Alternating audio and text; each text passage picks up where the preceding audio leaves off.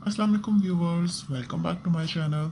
Viewer, आप सबको पता है कि परियाल महमूद ने बचपन में क्या क्या मुश्किलात देखी हैं और शोब्स में आने के लिए भी उन्हें किन मुश्किलात का सामना करना पड़ा। उन्होंने किस वजह से कई बार खुदकुशी करने की कोशिश की। ये सारी चीज़ें आपको इस वीडियो में बताऊंगी, लेकिन इससे पहले आपसे छोटी सी रिक्वेस्ट है कि वीडियो को लाइक करना, शेयर करना और मेरे चैनल पर आए हैं तो सब्सक्राइब ज़रूर कीजिएगा और बेल नोटिफिकेशन को ऑन कर लीजिएगा ताकि मेरे आने वाली हर वीडियो की नोटिफिकेशन आपको मिल सके। फरियाल महमूद ने समीना पीरज़ादा के शो में अपनी ज़िंदगी की जद्दोजहद के बारे में जब बताया तो ये यकीन करना मुश्किल हो जाता है कि इतनी दुबली पतली सी दिखने वाली अदाकारा ने अपनी ज़िंदगी में इतनी मुश्किलात का सामना किया है। उन्होंने बताया कि इंडस्ट्री में आने के बाद उन्होंने अपने रंग और मोटापे को लेके बहुत बर्दाश्त किया है और इस पे बहुत मेहनत भी की है। उनका कहना था कि इंडस्ट्री में आने के बाद उन्हें पता चला कि यहाँ टैलेंट की कोई कदर नहीं, बल्कि सब कुछ खूबसूरती ही है और स्क्रीन पर खूबसूरत दिखना ही ज़्यादा ज़रूरी है। इंडस्ट्री में आने के बाद उन्हें पहले 2 साल में ही पता चल गया कि पाकिस्तान में टैलेंट की कोई कदर नहीं, बल्कि खूबसूरती ही सब कुछ है। वो कहती हैं कि मुझे गोरा होने के लिए इंजेक्शन तक लगाने के मशवरे दिए गए, लेकिन मैंने इनकार कर दिया। फरयाल ने अपनी फैमिली के बारे में बताते हुए कहा कि मेरे 2 भाई और 3 बहनें हैं और मेरे वालिद ने 2 जबकि वालिदा ने 3 शादियां की थीं।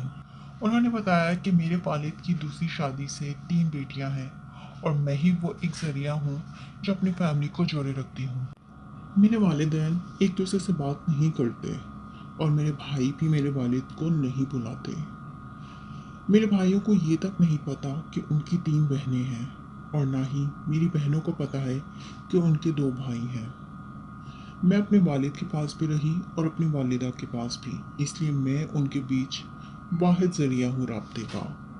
उन्होंने कहा कि जब वो 7 साल की थी तो उनकी वालिद और वालिदा दोनों ने अलहदगी इख्तियार कर ली और उसके बाद दूसरी शादी कर ली और उनके वालिद ने पाकिस्तान छोड़ के अमेरिका में शिफ्ट होना पसंद किया। फरियाल ने कहा कि मेरी वालिदा ने जिस दूसरे शख्स से शादी की वो बिल्कुल भी अच्छा इंतखाब नहीं था। मैं उसे बिल्कुल भी पसंद नहीं करती, बल्कि मैं उससे नफरत करती हूँ और आज भी करती हूँ। वो कई बार हरासमेंट का शिकार हुई। उन्होंने कहा कि मेरी वालिदा के जो तीसरे हस्बैंड हैं वो इतने बुरे नहीं, मैं उन्हें अपनी वालिदा के लिए पसंद करती हूँ। वो मेरी वालिदा से मोहब्बत करते हैं। फरियाल महमूद ने ये भी बताया कि इन्होंने अपने भाइयों को एक माँ बनकर पाला है क्योंकि इनके वालिदैन अपनी अपनी ज़िंदगियों में मगन थे। लेकिन जब मेरी वालिदा ने दूसरी शादी की तब मैं इंतहाई परेशान हो गई क्योंकि मुझे डर था कि जैसे मैं अपने भाइयों को माँ बनकर पाल रही थी, अब मुझसे वो किरदार छीना जा रहा था। जब मैं 16 साल की हुई तो मैंने अपनी माँ से अलहदगी इख्तियार कर ली। मैं चाहती थी कि वो अपनी ज़िंदगी बसर करें। जिस वक्त मैंने घर छोड़ा उस वक्त मेरे पास पैसे नहीं थे, इसलिए मैंने अपने वालिद से मदद लेने के बारे में सोचा। मैंने उन्हें कहा कि अगर आपने मेरी मदद नहीं की तो मैं मर जाऊंगी, क्योंकि ना मेरे पास खाने के लिए पैसे हैं और ना ही रहने के लिए जगह। इसके बाद मेरे वालिद ने मुझे अपने पास अमेरिका बुला लिया और मैं 7 साल के बाद अपने वालिद से मिली। लेकिन मेरी दूसरी माँ को मेरा आना बिल्कुल भी पसंद नहीं आया। वो वक्त मेरे लिए काफ़ी मुश्किल था क्योंकि मेरे वालिद और वालिदा हर वक्त आपस में मेरी वजह से लड़ते रहते थे। मैं घर के सारे काम किया करती थी और अपनी छोटी बहन का ख्याल भी रखा करती थी। मैं अपने आप को सिंड्रेला कहा करती थी क्योंकि मेरी ज़िंदगी वाकई सिंड्रेला जैसी हो गई थी। मेरे वालिद मेरी शादी जल्द से जल्द करवाना चाहते थे ताकि वो इस मुश्किल से आज़ाद हो सकें। मेरे वालिद और वालिदा के बीच में हर रोज़ झगड़े होते थे और मेरे वालिद मेरी दूसरी शादी करवाना चाहते थे, लेकिन मैं बहुत मोटी थी। तो मेरे वालिद अक्सर मुझे बोलते थे कि तुम बहुत मोटी होती जा रही हो, अपना वज़न कम करो। इसलिए मैं घर का काम करने के साथ साथ जॉब भी किया करती थी और उसके साथ साथ वर्कआउट भी किया करती थी।